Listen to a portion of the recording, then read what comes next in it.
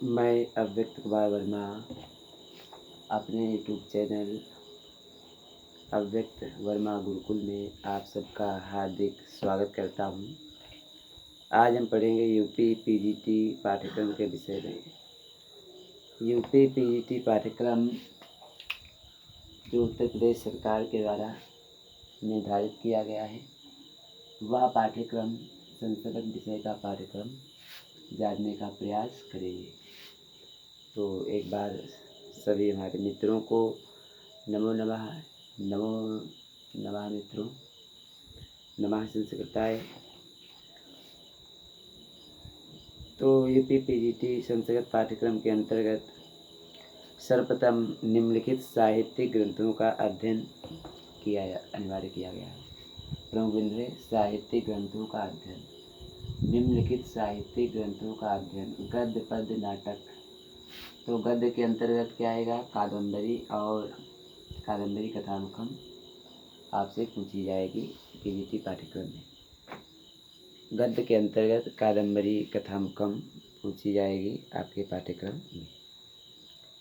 तो कादम्बरी कथामुखम महाकवि बाणभट्ट की रचना है, आप सब लोग जानते हैं।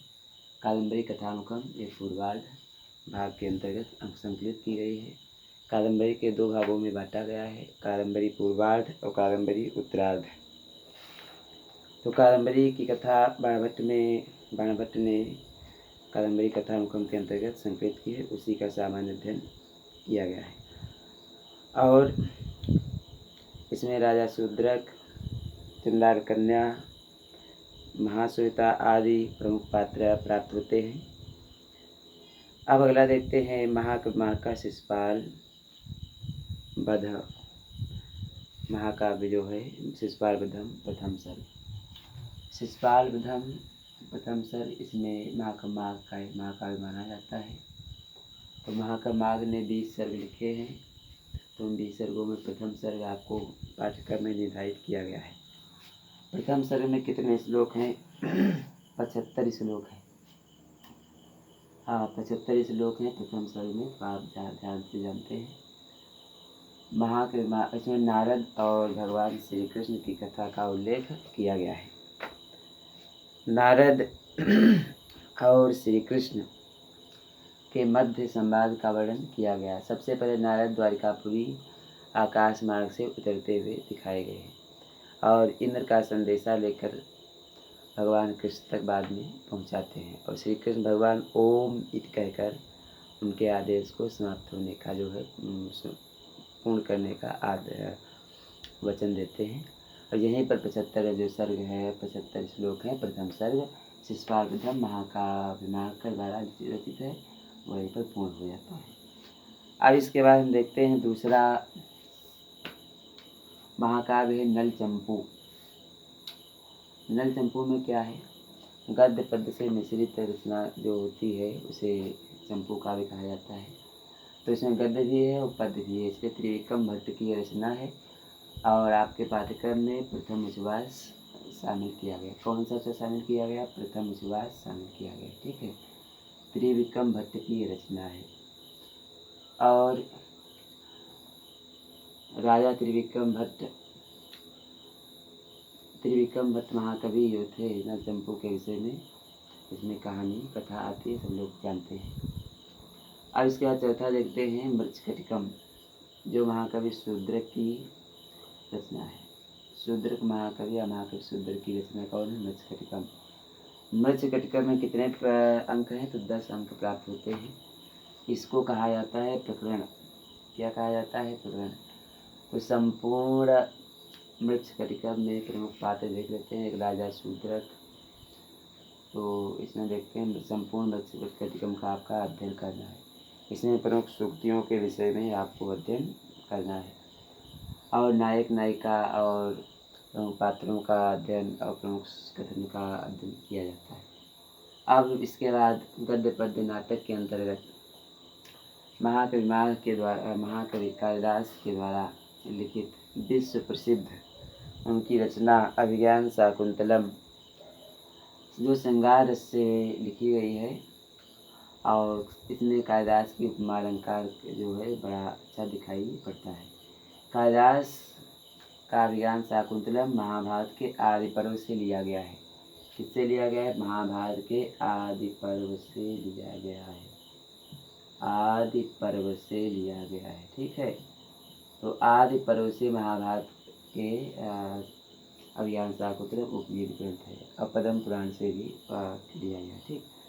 तो इसकी कथा दो जगह प्राप्त होती है, पद्म पुराण में भी प्राप्त होती है और महाभारत के आदि पर्व में भी प्राप्त होती है। महाकवि कालिदास का ये प्रसिद्ध विश्व प्रसिद्ध नाटक है। इसमें राजा दुष्यंत और शकुंतला की कथा मिलती है और इसमें दुर्वासा ऋषि वधित होकर श्राप दे देते हैं और उसके बाद जब अनुसुईया के कहने पर दुर्वासा मान जाते हैं कि जो है ये जब कोई अपनी पहचान का आभूषण दिखा देगी तो उसी समय श्राप दूर हो जाएगा।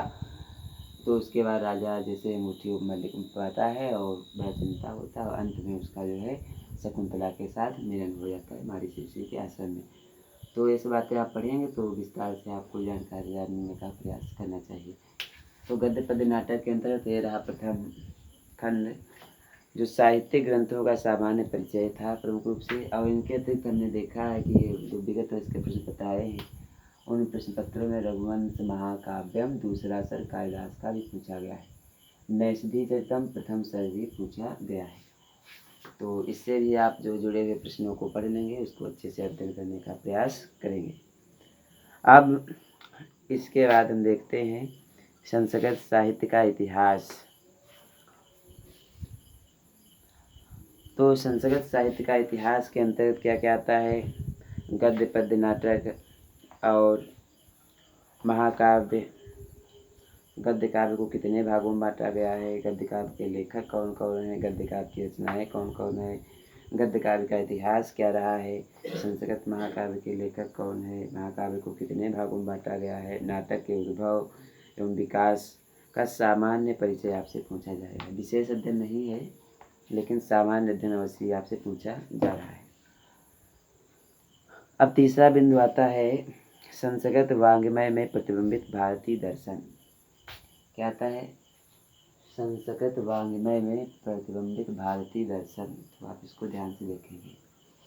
इसको मिटा देते हैं, अगला जो है देखते हैं। ये पढ़ रहे हैं आप अव्यक्त वर्मा गुरु जी के द्वारा PGT संस्कृत पाठ्यक्रम।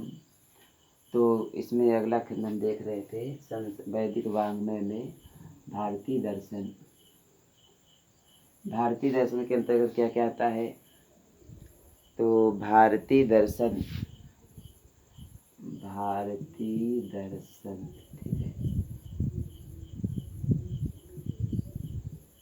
भारतीय दर्शन, ठीक। तो भारतीय दर्शन के अंतर्गत सामान्य परिचय क्या आएगा? संस्कृत साहित्य में प्रतिबिंबित भारतीय दर्शन के अंतर्गत क्या क्या बिंदु आएंगे, तो आप देख लें। इसमें श्रीमद् भगवत गीता, क्या लिखा है? श्रीमद् भगवत गीता, भगवत गीता।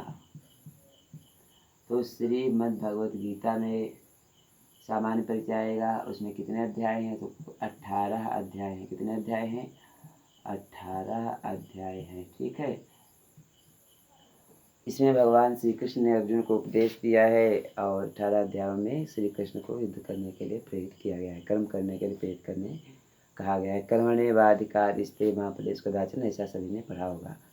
गीता में ही श्री कृष्ण ने कहा यदा यदा हि धर्मस्य ग्लानिर्भवति भारत अभ्युत्थानम् अधर्मस्य तदात्मानं सृजाम्यहम् परित्राणाय च साधूनां विनाशाय च दुष्कृतां धर्म संस्थापनार्थाय संभवामि युगे युगे। तो ये सब बातें गीता में इसमें भगवान श्री कृष्ण ने अर्जुन से बताई है। इसके बाद देखते हैं केशव मिश्र की तर्क भाषा। क्या आता है? तर्क भाषा। तर्क भाषा के लेखक कौन है? तो केशव मिश्र। कौन है? बोलिए। केशव मिश्र। अच्छा, श्रीमद् भगवद गीता के लेखक कौन है? तो वेद व्यास। क्योंकि वेद व्यास ने महाभारत लिखी, तो महाभारत के भीष्म पर्व से गीता अवतरित की गई। 5वां पर्व पड़ता है, तो आप सब जानते हैं। तो तर्क भाषा के लेखक कौन है? केशव मिश्र। तर्क भाषा में 16 पदार्थों का उल्लेख मिलता है। कितने पदार्थ हैं? 16 पदार्थ हैं। प्रमाण, प्रमेय, संशय, प्रयोजन, दृष्टांत, सिद्धांत, वजह, तर्क, निर्णय, वाद, जल, वितंडा, हेत्वाभाव, छल, जाति, निग्रह, स्थान। तो ये न्याय दर्शन का प्रथम सूत्र है। इसमें 16 पदार्थ हमने आपको बता दिए, वही 16 पदार्थों का उल्लेख किया गया है। अब इसके बाद देखने का प्रयास करते हैं। तर्क भाषा अच्छा पढ़िए, चाहे अन्नभट्ट का तर्क संग्रह पढ़ लीजिए। तर्क भाषा अथवा तर्क संग्रह, यहाँ लिख दो तर्क संग्रह। तर्क संग्रह, ठीक। तो तर्क संग्रह किसकी रचना है? अन्नभट्ट की रचना है। किसकी रचना है? अन्नभट्ट की रचना है, ठीक है। अन्नभट्ट की रचना तर्क संग्रह। तो इसमें एक आपको पढ़ना है, क्योंकि इसका जो है पाठ्यक्रम बिल्कुल समान मिलता है, थोड़ा बहुत अंतर है, ज़्यादा अधिक अंतर ना होने के कारण इसमें से आप तर्क भाषा पढ़ लीजिए, उसी से जो है सब चीज़ें आ जाती हैं। तो इसके बाद हम देखते हैं ईश्वर कृष्ण की सांख्य कारिका। क्या देखते हैं? सांख्य कारिका। ईश्वर कृष्ण की सांख्य कारिका। ईश्वर कृष्ण की क्या देखेंगे? ईश्वर कृष्ण की सांख्य कारिका। सांख्य कारिका।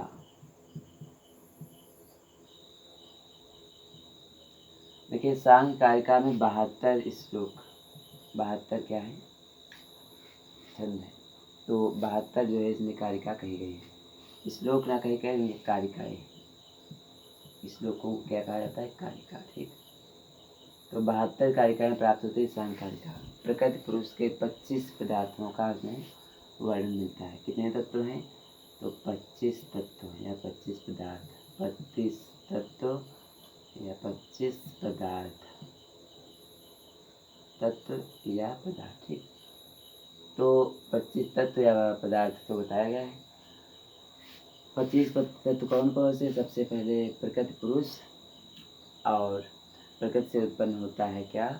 महातत्व। उससे अहंकार, अहंकार 3 प्रकार का, सत्वरजतम 3 प्रकार का होता है। और 11 इंद्रियाँ, 5 ज्ञानेंद्रियाँ, 5 कर्मेंद्रियाँ, मन।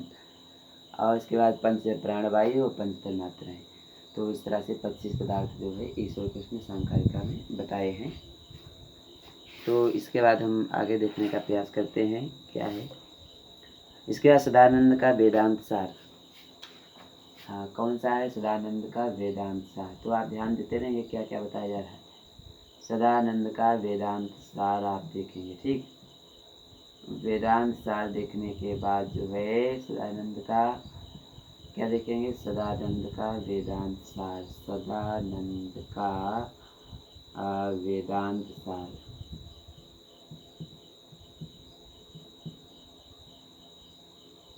वेदांत सार। तो सदानंद का वेदांत सार में क्या है? वेदांत सार में ईश्वर, जीव और आत्मा के विषय में बताया गया है। ईश्वर क्या है, संसार वस्तु क्या है, अवस्तु क्या है, और विपर्य क्या है, अध्यारोप क्या है, और ये सब चीज़ें इसमें आती हैं कि अधिकारी कौन वेदांत सार पढ़ने का है। तो ये सब चीज़ें आती हैं कि जो उसमें बताया गया है वेदांत सार में। ब्रह्म क्या है, आत्मा क्या है, जीव क्या है, अहम ब्रह्मास्मि क्या है। तो जितने महावाक्य हैं ये सब पढ़ेंगे वेदांत सार में, आपको पढ़ने को मिल जाएंगे। शरीर क्या है, शरीर कितने प्रकार के हैं, शरीर के अवयव कौन से हैं, तत्व कौन से हैं, तो ये सब आप पढ़ेंगे तो उसमें वेदांत सार में पढ़ने को मिलेगा। अच्छा, ये सब सामान्य परिचय है किसका? भारतीय दर्शन का। पुनः एक बार देख लेते हैं। श्रीमद् भगवद गीता 18 अध्याय, तर्क भाषा के की 16 पदार्थ, तर्क संग्रह अन्नभट्ट का है, ईश्वर कृष्ण की सांख्य कारिका है, सदन का वेदांत सार है। अब इसके बाद देखिए एक और बचता है। अब हम देखेंगे क्या? काव्य शास्त्र। ये सब आपको संक्षेप में पाठ्यक्रम के विषय में बताया जा रहा है। तो इसके बाद तीसरा खंड देखेंगे। यूपी पीजीटी संसद पाठ्यक्रम के अंतर्गत क्या आएगा? काव्य प्रकाश। क्या आता है? काव्य प्रकाश। काव्य प्रकाश, ठीक है। काव्य प्रकाश के लेखक कौन? तो मम्मट। कौन है? मम्मट। आचार्य मम्मट जो है काव्य प्रकाश के लेखक हैं। तो ध्यान रखने की बात है। आचार्य मोहम्मद ने काव्य प्रकाश लिखा है। काव्य प्रकाश में आपको क्या क्या पढ़ना है, ये भी आपके पाठ्यक्रम में निर्धारित किया गया है। तो मोहम्मद के काव्य प्रकाश तथा विश्वनाथ के साहित्य दर्पण। देखिए, दो चीज़ आपको बताई गई है। विश्वनाथ का साहित्य दर्पण क्या लिखा है? साहित्य दर्पण।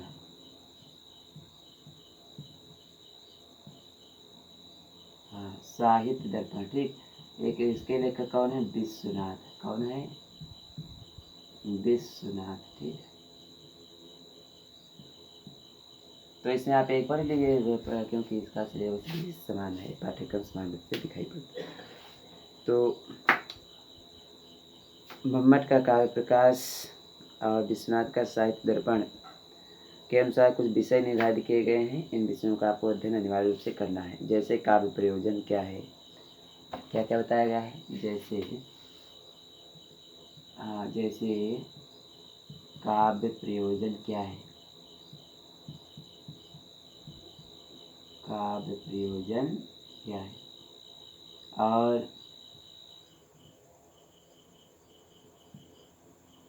काव्य प्रयोजन के बाद हम देखते हैं अगला बिंदु क्या निर्धारित किया गया है? काव्य हेतु क्या है?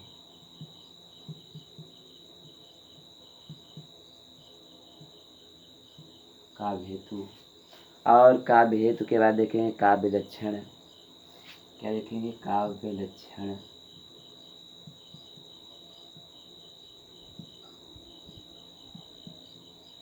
काव्य लक्षण, ठीक। काव्य लक्षण के बाद देखते हैं क्या है?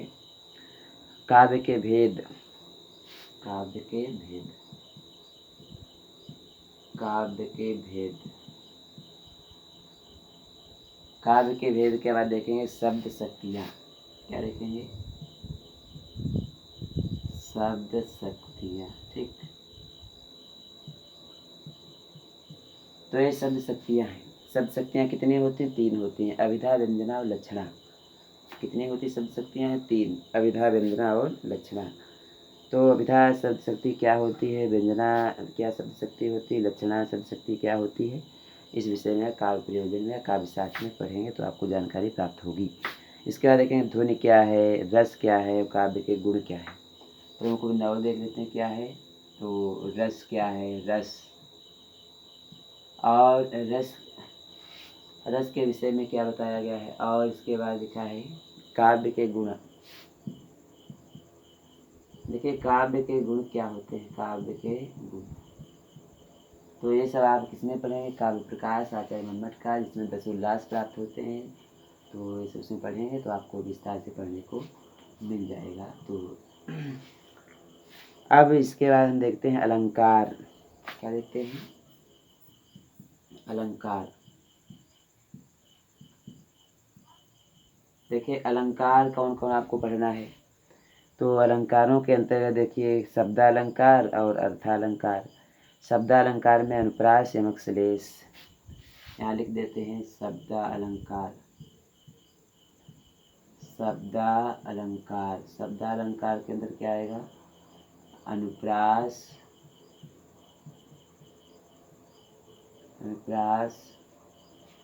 और यमक, श्लेष। अनुप्रास अलंकार, यमक अलंकार और श्लेष अलंकार। श्लेष अलंकार। अब इसके बाद देखेंगे अर्थालंकार क्या क्या होते हैं। कौन से? अर्थालंकार देख लेते हैं। अर्थालंकार, ठीक। अर्थालंकार के अंतर्गत देखते हैं क्या है।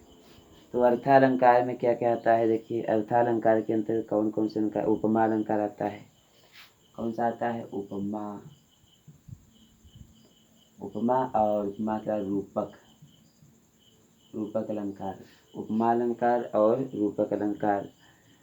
और इसके बाद उत्प्रेक्षा अलंकार और संदेह अलंकार। कौन सा? उत्प्रेक्षा अलंकार और इसके बाद संदेह अलंकार। संदेह अलंकार और भ्रांतिमान अलंकार, अतिशयोक्ति अलंकार, स्वाभावोक्ति अलंकार, विरोधाभास, परिसंख्या अलंकार, विभावना अलंकार एवं विशेषोक्ति अलंकार। विशेषोक्ति अलंकार।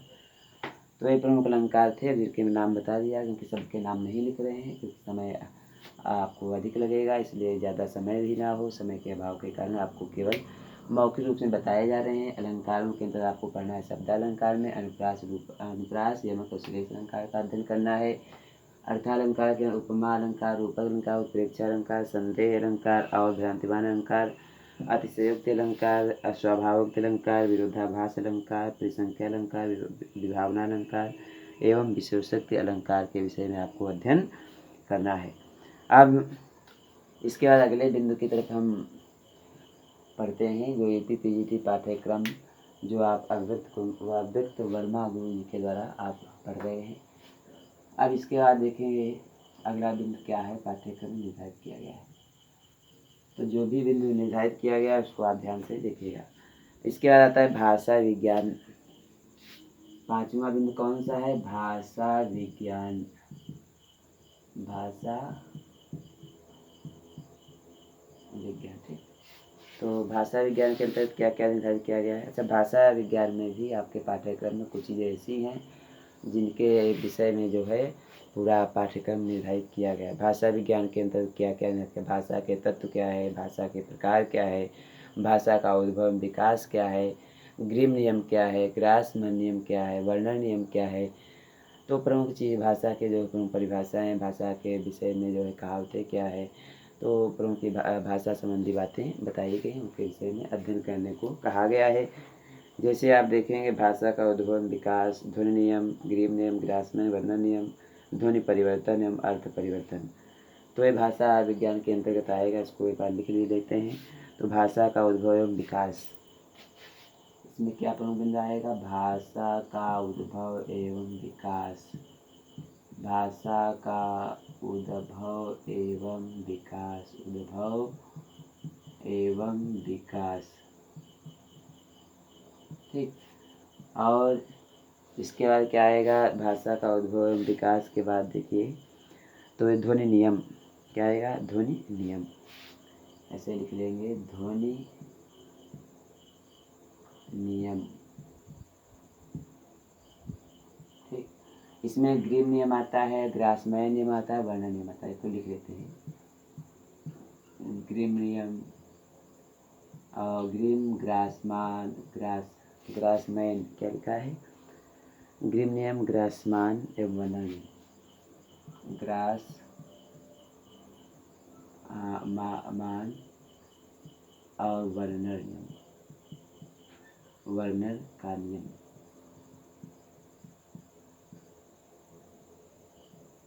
तो ये नियम आते हैं। और इसके बाद क्या आता है, अर्थ परिवर्तन और ध्वनि परिवर्तन, अर्थ परिवर्तन एवं ध्वनि परिवर्तन, ठीक है। तो ये भी आप लिख लेंगे, ये सब भाषा विज्ञान के विषय हैं। अर्थ परिवर्तन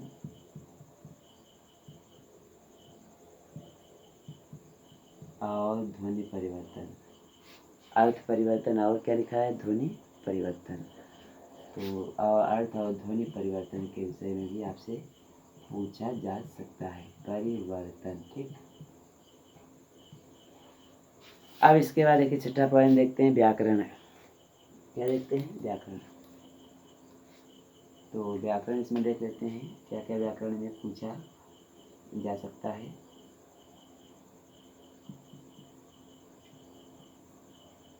तो व्याकरण के अंतर्गत क्या क्या आएगा, देखिए सभी गणों की धातुओं का रूप दसों लकारों में लघु सिद्धांत कौमुदी के आधार पर। आप ध्यान रखेंगे संस्कृत में धातु जो है के कितने, सभी गणों के जो है गण धातु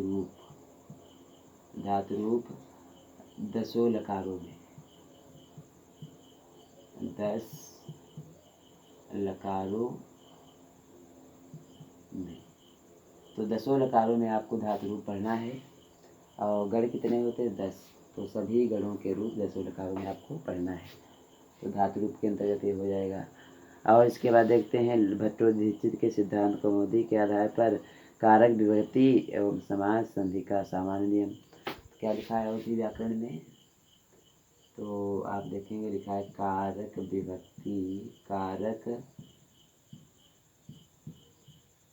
विभक्ति, कारक विभक्ति और कारक विभक्ति और समास, कारक विभक्ति और समास का सामान्य परिचय। कारक विभक्ति क्या है, नियम क्या है, सूत्र क्या है, और समास क्या है, कितने प्रकार के होते हैं, किसमें कौन समास है, हर समास की परिभाषा और उसका लक्षण और उदाहरण आपको अच्छे से पढ़ना है।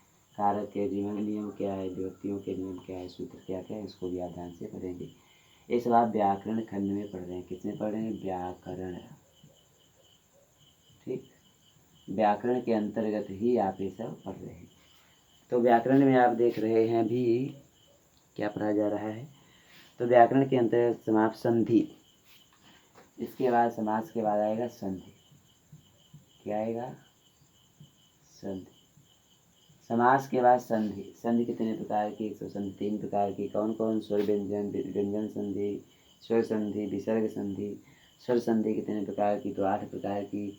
तो आप इस तरह से जो है सभी संधियों के सूत्र पढ़ेंगे, सूत्रों के प्रमुख उदाहरण पढ़ेंगे। व्याकरण देखिए बहुत विशाल है, व्याकरण आपको पढ़ना ही पड़ेगा, समझना पड़ेगा, अभ्यास करना पड़ेगा, क्योंकि कहा जाता है अभ्यासेन विद्या वर्धते, अभ्यास से ही विद्या बढ़ती है। तो संधि के बाद देखेंगे प्रत्यय, कुछ प्रत्यय इसके बाद देखेंगे। क्या देखेंगे, प्रत्यय। प्रत्यय, ठीक। तो प्रत्यय से कितने प्रकार के हैं, प्रत्यय को 3 भागों में बांटा गया है। कितने भागों में बांटा गया है, 3 भागों में बांटा गया है। कौन कौन, तो आप इसको ध्यान देंगे। कुछ कृदंत प्रत्यय हैं, तद्धित प्रत्यय हैं और स्त्री प्रत्यय हैं। कैसे प्रत्यय हैं, कृदंत प्रत्यय। कैसे हैं, कृदंत प्रत्यय, ठीक। और कुछ कैसे हैं, तद्धित प्रत्यय, तद्धित प्रत्यय, ठीक। और कुछ प्रत्यय कैसे हैं, जो हम आपको बार बताते हैं, स्त्री प्रत्यय। कैसे प्रत्यय हैं, तो स्त्री प्रत्यय, ठीक। तो कृदंत प्रत्यय, तद्धित प्रत्यय, स्त्री प्रत्यय। संधियाँ कितनी हमने आपको बता ही दिया पहले से। स्वर संधि थी और व्यंजन संधि थी और विसर्ग संधि। कौन है, विसर्ग संधि, ठीक। तो ये आप अच्छे से इसको पढ़ते रहेंगे, ठीक। स्वर संधि देखिए, स्वर संधि के प्रकार कितने हैं, 7। व्यंजन के प्रकार, विसर्ग के प्रकार, नियम, सूत्र, धारणे पढ़ना आपको। समास किसे कहते हैं, परिभाषा, समास के उदाहरण और समास के प्रमुख जो है लक्षण आपको पढ़ना है। इसी बात प्रत्यय में देखते हैं, तो प्रत्यय 3 प्रकार के हैं, कृदंत प्रत्यय, तद्धित प्रत्यय और स्त्री प्रत्यय, ठीक। तो ये 3 प्रकार के प्रत्ययों को आपको जो अध्ययन करना है और विस्तार के साथ आप अध्ययन करेंगे तो आपका जो है पाठ्यक्रम धीरे धीरे पूर्ण ही होता जाएगा, ठीक। तो इसके बाद हम देखते हैं का वाच्य परिवर्तन। क्या देखते हैं, वाच्य परिवर्तन। क्या आता है, वाच्य परिवर्तन। आप ध्यान रखेंगे, वाच्य परिवर्तन, वाच्य परिवर्तन। तो वाच्य परिवर्तन में जैसे वाक्यों का परिवर्तन कहा जाएगा, भाववाच्य, कृतवाच्य और कर्मवाच्य। तो ऐसा बोला जाता है। 3 प्रकार के वाक्य होते हैं, भाववाच्य, कृतवाच्य, कर्मवाच्य। लिख लें, इसको लिख लेते हैं, भाववाच्य, कर्मवाच्य, कर्मवाच्य और कृतवाच्य। भाववाच्य, कर्मवाच्य, कृतवाच्य, भाववाच्य, कर्मवाच्य और कृतवाच्य। आप ऐसे देखेंगे वाच्य। तो ये 3 प्रकार के वाच्य परिवर्तन इनको किया कराया जाता है। अब इसके बाद आता है, देखिए, संस्कृत में सुभाषित सूक्तियों का ज्ञान। क्या आता है, संस्कृत में सूक्तियाँ आती हैं। क्या आती हैं, तो इसको आप ध्यान देंगे। इसके बाद थोड़ा बिठा देते हैं। क्या आएगा, संस्कृत में सूक्तियाँ।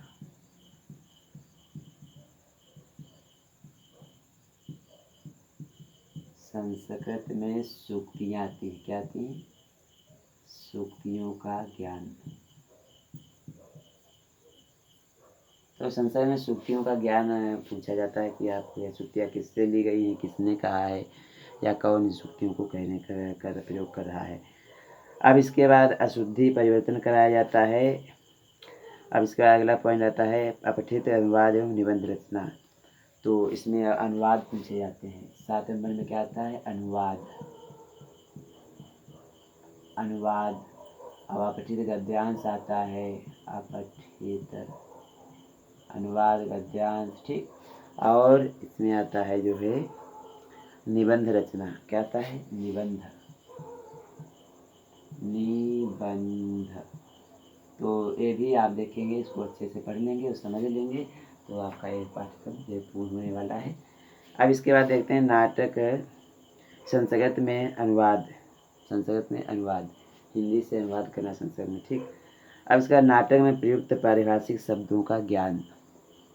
क्या देखेंगे? नाटक में प्रयुक्त पारिभाषिक शब्दों का ज्ञान। नाटक में प्रयुक्त शब्दों का ज्ञान। शब्दों का ज्ञान। तो ये पारिभाषिक शब्दों का लिख लेते हैं। पारिभाषिक